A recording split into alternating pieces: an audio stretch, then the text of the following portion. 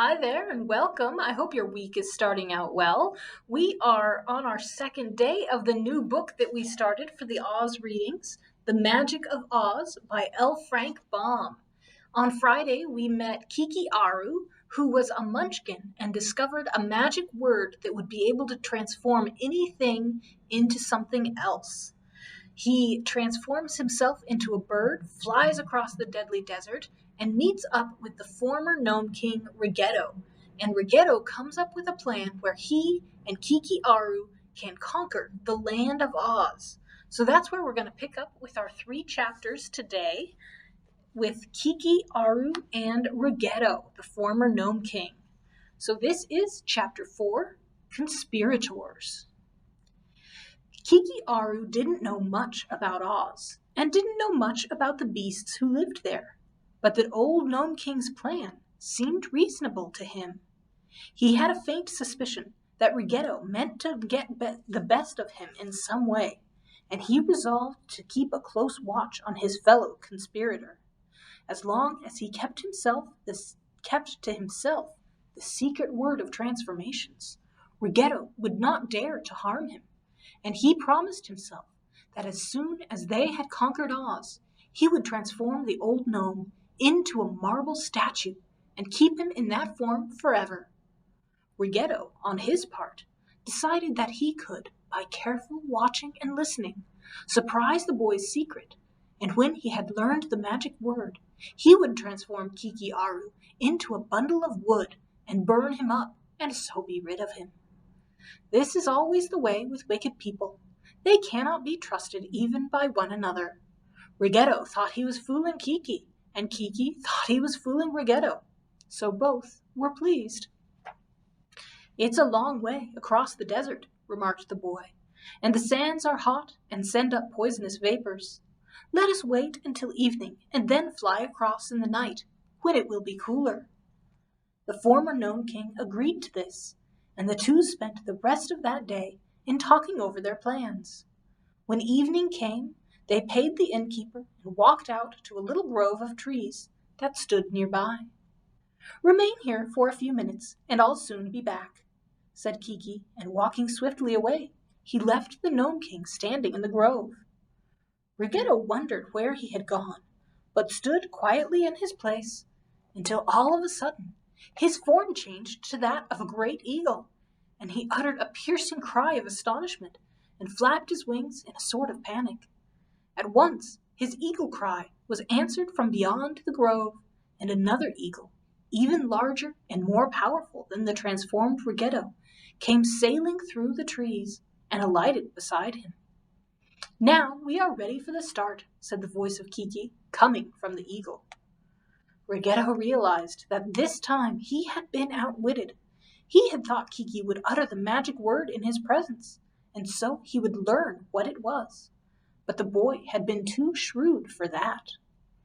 As the two eagles mounted high into the air and began their flight across the great desert that separates the land of Oz from all the rest of the world, the gnome said, "When I was king of the gnomes, I had a magic way of working transformations that I thought was good, but it could not compare with your secret word.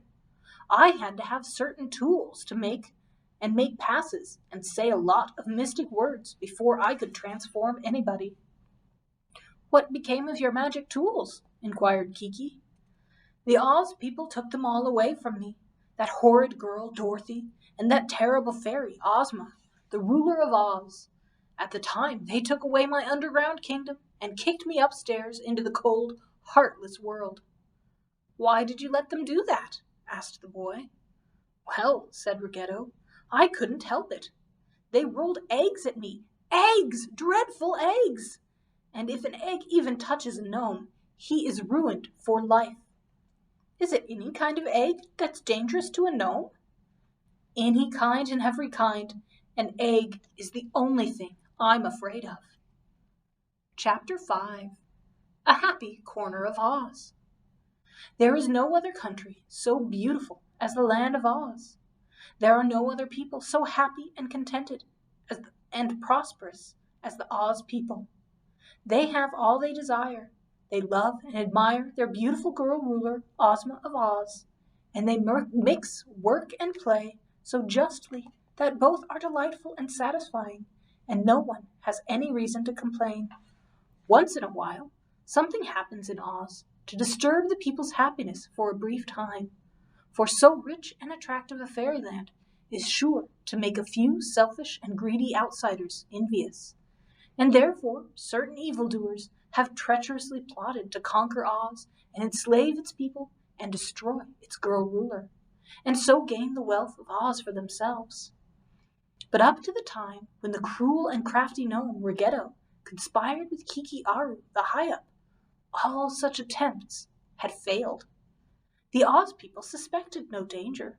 Life in the world's nicest fairyland was one round of joyous, happy days. In the center of the Emerald City of Oz, the capital city of Ozma's dominions, is a vast and beautiful garden, surrounded by a wall with shining emeralds, and in the center of this garden stands Ozma's royal palace, the most splendid building ever constructed. From 100 towers and domes floated the banners of Oz, which included the Osmies, the Munchkins, the Gillikins, the Winkies, and the Quadlings. The banner of the Munchkins is blue, that of the Winkies yellow, the Gillikin banner is purple, and the Quadlings' banner is red. The colors of the Emerald City, of course, are green. Ozma's own banner has a green center and is divided into 4 quarters. These quarters are colored purple, blue, yellow, and red, indicating that she rules over all the countries of the land of Oz. This fairyland is so big, however, that all of it is not yet known to its girl ruler, and it is said that in some far parts of the country, in forests and mountain fastnesses, in hidden valleys and thick jungles, are people and beasts that know as little about Ozma as she knows of them. Still, these unknown subjects are not nearly so numerous as the known inhabitants of Oz, who occupy all the countries near the Emerald City.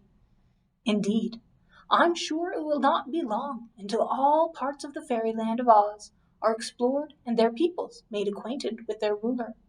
For in Ozma's palace are several of her friends who are so curious that they are constantly discovering new and extraordinary places and inhabitants. One of the most frequent discoveries of these hidden places in Oz is a little Kansas girl named Dorothy, who is Ozma's dearest friend and lives in luxurious rooms in the royal palace. Dorothy is, indeed, a princess of Oz, but she does not like to be called a princess because she is simple and sweet and does not pretend to be anything but an ordinary little girl. She is just called Dorothy by everybody and is the most popular person next to Ozma in all the land of Oz. One morning, Dorothy crossed the hall of the palace and knocked on the door of another girl named Trot, also a guest and friend of Ozma.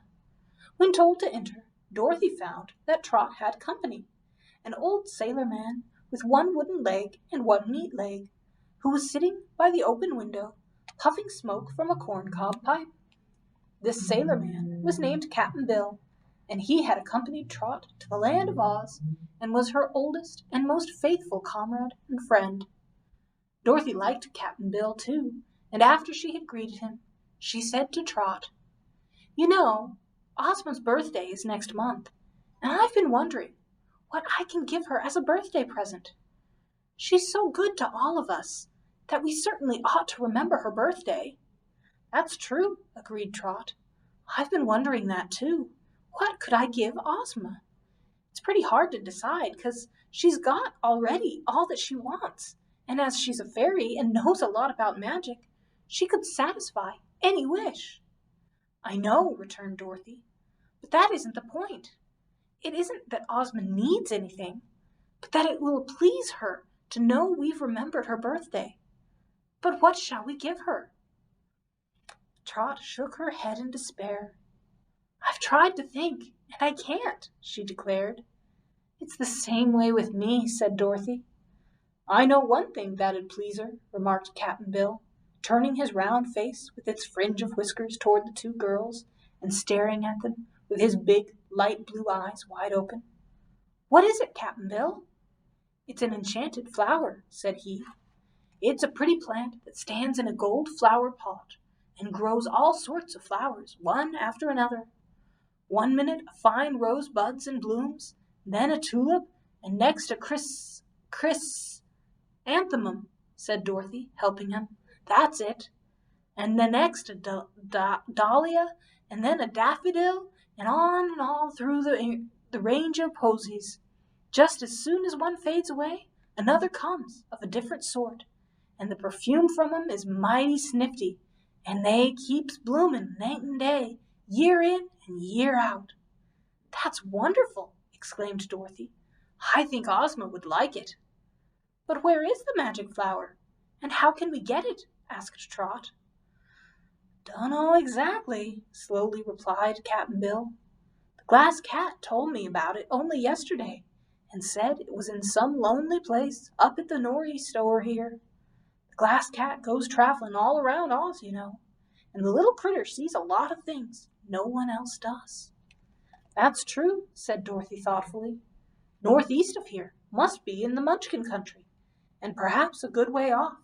So let's ask the Glass Cat to tell us how to get to the magic flower." So the two girls, with Captain Bill stumping along on his wooden leg after them, went out into the garden.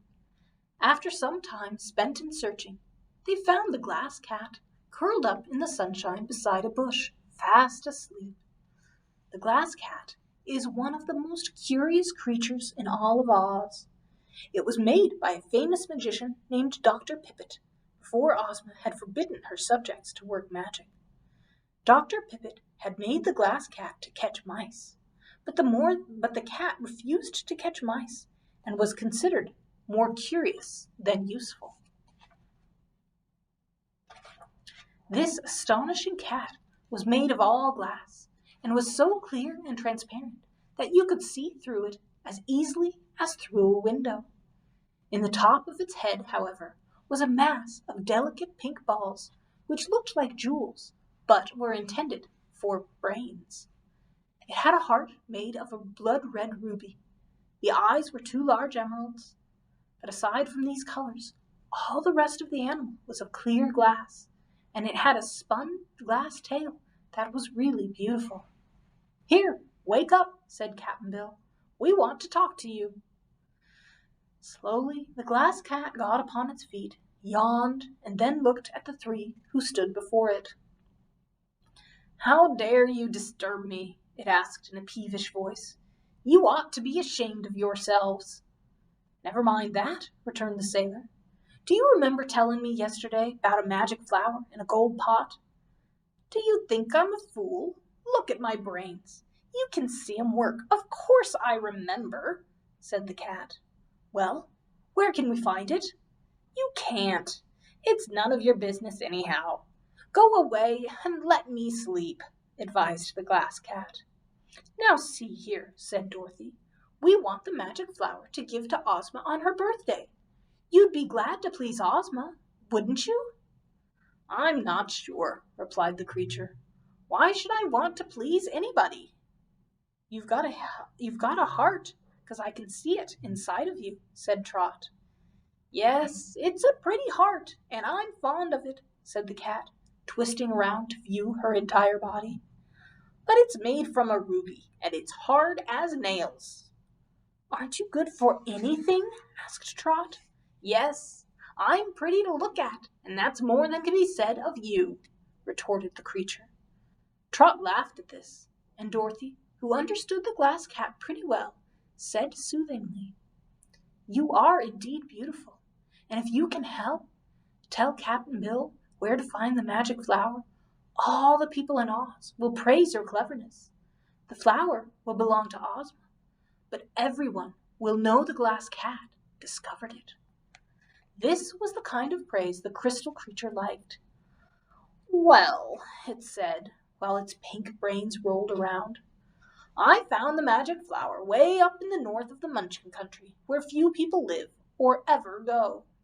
There's a river there that flows through the forest, and in the middle of the river, in the middle of the forest, there is a small island on which stands the gold pot in which grows the magic flower." "How did you get to the island?" asked Dorothy. "Glass cats can't swim." "No, but I'm not afraid of water," was the reply. "I just walked across the river on the bottom." "Under the water?" exclaimed Trot. The cat gave her a scornful look. "How could I walk over the water on the bottom of the river? If you were transparent, anyone could see your brains were not working. But I'm sure you could never find the place alone. It has always been hidden from Oz people. But you, with your fine pink brains, could find it again, I suppose," said Dorothy. "Yes, and if you want the magic flower for Ozma, I'll go with you and show you the way." "That's lovely of you," declared Dorothy. "Trot and Cap'n Bill will go with you, and for this is to be their birthday present to Ozma. While you're gone, I'll have to find something else to give her." "All right. Come on then, Cap'n," said the glass cat, starting to move away. "Wait a minute," begged Trot. "How long will we be gone?" "Oh, about a week." "Then I'll put some things in a basket to take with us," said the girl, and ran to the palace to make her preparations for the journey. Chapter 6. Ozma's Birthday Presents. When Cap'n Bill and Trot and the Glass Cat had started for the hidden island in the far-off river to get the magic flower, Dorothy wondered again, what could she give Ozma on her birthday? She met the Patchwork Girl and said, "What are you going to give Ozma as a birthday present?" "I've written a song for her," answered the strange Patchwork Girl, who went by the name of Scraps, and who, though stuffed with cotton, had a fair assortment of mixed brains. "It's a splendid song, and the chorus runs this way. I'm crazy, you're a daisy, Ozma dear. I'm demented, you're contented, Ozma dear. I'm patched and gay and gary. You're a sweet and lovely fairy. May your birthdays all be happy, oh Ozma dear." "How do you like it, Dorothy?" inquired the Patchwork Girl. "Is it good poetry, Scraps?" asked Dorothy doubtfully. "It's as good as any ordinary song," was the reply. "I have given it a dandy title, too. I shall call the song, 'When Ozma Has a Birthday, Everybody's Sure to be Gay, for she cannot help the fact that she was born.'" "That's a pretty long title, Scraps," said Dorothy. "That makes it stylish," replied the Patchwork Girl, turning a somersault and alighting on one stuffed foot. "Nowadays, the titles are sometimes longer than the songs." Dorothy left her and walked toward the palace, where she met the Tin Woodman just going up the front steps. "What are you going to give Ozma on her birthday?" she asked. "It's a secret, but I'll tell you," replied the Tin Woodman, who was Emperor of the Winkies. "I am having my people make Ozma a lovely girdle set with beautiful tin nuggets. Each tin nugget will be surrounded by a circle of emeralds, just to set it off to good advantage. The clasp of the girdle will be pure tin. Won't that be fine?" "I'm sure she'll like it," said Dorothy. "Do you know what I can give her?" "I haven't the slightest idea, Dorothy. It took me 3 months to think of my own present for Ozma." The girl walked thoughtfully around to the back of the palace, and presently came upon the famous Scarecrow of Oz, who was having 2 of the palace servants stuff his legs with fresh straw. "What are you going to give Ozma on her birthday?" asked Dorothy. "I want to surprise her," answered the Scarecrow. "I won't tell," promised Dorothy. "Well, I'm having some straw slippers made for her, all straw, mind you, and braided very artistically. Ozma has always admired my straw filling, so I'm sure she'll be pleased with these lovely straw slippers." "Ozma will be pleased with anything her loving friends give her," said the girl. "What I'm worried about, Scarecrow, is what to give Ozma that she hasn't got already." "That's what worried me until I thought of the slippers," said the Scarecrow. "You'll have to think, Dorothy. That's the only way to get a good idea. If I hadn't such wonderful brains, I'd never have thought of those straw foot decorations." Dorothy left him and went to her room, where she sat down and tried to think hard. The pink kitten was curled up on the window sill, and Dorothy asked her, "What can I give What can I give Ozma for her birthday present?" "Oh, give her some milk," replied the pink kitten. "That's the nicest thing I know of." A fuzzy little black dog had squatted down at Dorothy's feet, and now looked up at her with intelligent eyes. "Tell me, Toto," said the girl, "what would Ozma like best for a birthday present?" The little black dog wagged his tail. "Your love," he said. "Ozma wants to be loved more than anything else." "But I already love her, Toto." "Then tell her you love her twice as much as you ever did." "That wouldn't be true," objected Dorothy, "for I've always loved her as much as I could. And really, Toto, I want to give Ozma some present, because everyone else will give her a present." "Let me see," said Toto. "How would it be to give her that useless pink kitten?" "No, Toto, that wouldn't do." "Then 6 kisses." "No, that's not a present." "Well, I guess you'll have to figure it out yourself, Dorothy," said the little dog. "To my notion, you're more particular than Ozma will be." Dorothy decided that if anyone could help her, it would be Glenda the Good, the wonderful sorceress of Oz, who was Ozma's faithful subject and friend. But Glenda's castle was in the Quadling country, and quite a journey from the Emerald City. So the little girl went to Ozma and asked permission to use the wooden sawhorse and the royal red wagon to pay a visit to Glenda. And the girl ruler kissed the Princess Dorothy and graciously granted permission. The wooden sawhorse was one of the most remarkable creatures in Oz. Its body was a small log, and its legs were limbs of trees stuck in the body. Its eyes were knots, and its mouth was sawed in the end of the log, and its ears were 2 chips. A small branch had been left at the rear end of the log to serve as a tail. Ozma herself, during one of her early adventures, had brought this wooden horse to life, and so she was much attached to the queer animal, and had shod the bottoms of its wooden legs with plates of gold so they would not wear out. The sawhorse was a swift and willing traveler, and though it could talk if need arose, it seldom said anything unless spoken to. When the sawhorse was harnessed to the red wagon, there were no reins to guide him, because all that was needed was to tell him where to go. Dorothy now told him to go to Glenda's castle, and the sawhorse carried her there with marvelous speed. "Glenda," said Dorothy, when she had been greeted by the sorceress, who was tall and stately, with handsome and dignified features, and dressed in a splendid and becoming gown, "what are you going to give Ozma for a birthday present?" The sorceress smiled and answered, "Come to my patio, and I will show you." So they entered a place that was surrounded by the wings of the great castle, but had no roof, and was filled with flowers and fountains and exquisite statuary, and many settees, chairs, polished marble or filigree gold. Here there were gathered 50 beautiful young girls, Glenda's handmaids, who had been selected from all parts of the land of Oz on account of their wit and beauty and sweet dispositions. It was a great honor to be made one of Glenda's handmaidens. When Dorothy followed the sorceress into this delightful patio, all the 50 girls were busily weaving, and their shuttles were filled with sparkling green spun glass, such as the little girl had never seen before. "What is it, Glenda?" she asked. "One of my recent discoveries," explained the sorceress. "I have found a way to make the threads from emeralds by softening the stones and then spinning them into long silken strands. With these emerald threads, we are weaving cloth to make Ozma a splendid court gown for her birthday.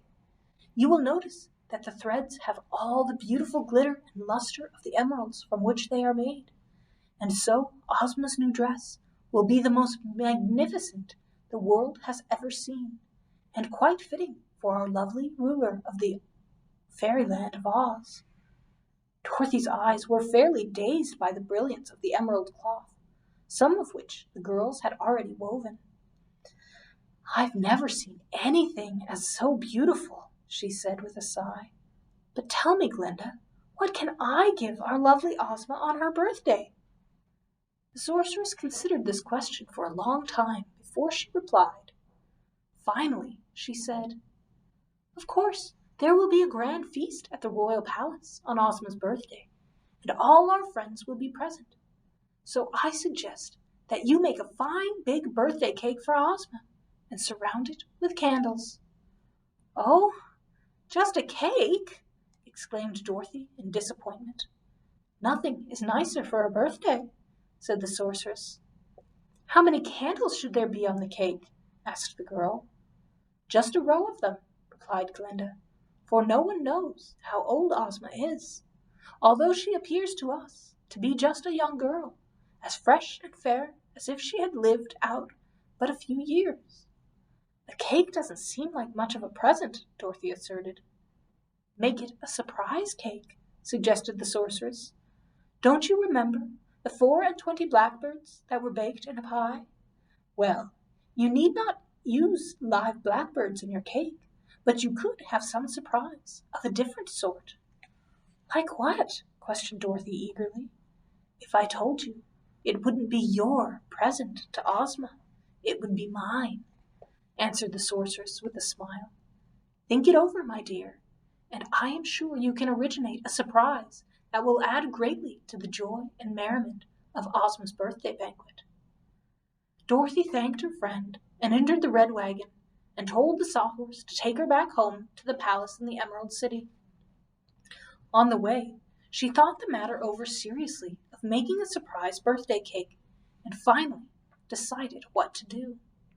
As soon as she reached home, she went to the Wizard of Oz, who had a room fitted up in one of the high towers of the palace, where he studied magic so as to be able to perform such wizardry as Ozma commanded him to do for the welfare of her subjects. The wizard and Dorothy were firm friends and had enjoyed many strange adventures together. He was a little man with a bald head and sharp eyes and a round, jolly face. Because he was neither haughty nor proud, he had become a great favorite with the Oz people.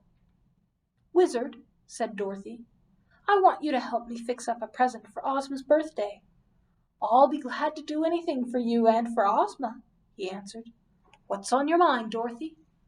I'm going to make a great cake with frosting and candles and all that, you know. Very good, said the wizard. In the center of this cake, I'm going to leave a hollow place with just a roof of the frosting over it, continued the girl. Very good, repeated the wizard, nodding his bald head. In that hollow place, said Dorothy, I want to hide a lot of monkeys about 3 inches high, and after the cake is placed on the banquet table, I want to make the monkeys break through the frosting and dance around on the tablecloth. Then I want each monkey to cut out a piece of cake and hand it to a guest. Mercy me, cried the little wizard as he chuckled with laughter. Is that all you want, Dorothy? Almost, she said. Can you think of anything more the little monkeys can do, wizard? Not just now, he replied. But where will you get such tiny monkeys? That's where you're going to help me, said Dorothy. In some of those wild forests in the Gillikin country, there are lots of monkeys. Big ones, said the wizard. Well, you and I will go there, and we'll get some of the big monkeys, and you will make them small, just 3 inches high, by means of your magic, and we'll put the little monkeys all in a basket and bring them home with us. Then you'll train them to dance up here in your room, where no one can see them. And on Ozma's birthday, we'll put them into the cake, and they'll know by that time just what to do. The wizard looked at Dorothy with admiring approval and chuckled again. That is really clever, my dear, he said, and I see no reason why we can't do it just the way you say, if only we can get the wild monkeys to agree to it. Do you think they'll object? Asked the girl. Yes, but perhaps we can argue them into it. Anyhow, it's worth trying, and I'll help you if you'll agree to let this surprise cake be a present to Ozma from you and me together. I've been wondering what I could give Ozma, and as I've got to train the monkeys as well as make them small, I think you ought to make me your partner. Of course, said Dorothy. I'll be glad to do so. Then it's a bargain, declared the wizard. We must go to seek these monkeys out at once, however, for it will take time to train them, and we will have to travel a good way to the Gillikin forest where they live." "I'm ready to go any time," agreed Dorothy. "Shall we ask Ozma to take the Sawhorse?" The wizard did not answer that at once. He took time to think of the suggestion. "No," he answered at length, "the red wagon couldn't get through the thick forests, and there's some danger to us in going into the wild places to search for monkeys. So I propose we take the Cowardly Lion and the Hungry Tiger. We can ride on their backs as well as in the red wagon, and if there is danger to us from other beasts, these two friendly champions will protect us from all harm." "That's a splendid idea!" exclaimed Dorothy. "Let's go now and ask the Hungry Tiger and the Cowardly Lion if they will help us. Shall we ask Ozma if we can go?" "I think not," said the wizard, getting his hat and his black bag of magic tools. "This is to be a surprise for her birthday, and so she mustn't know where we are going. We'll just leave word in case Ozma inquires for us. Then we'll be back in a few days." That's the end of chapter 6. I hope you enjoyed finding out some of the fun presents that people are thinking about to give to Ozma for her birthday. We'll continue on in the reading tomorrow and find out more about what is happening in the land of Oz. Until then, I hope that you have a wonderful rest of your day.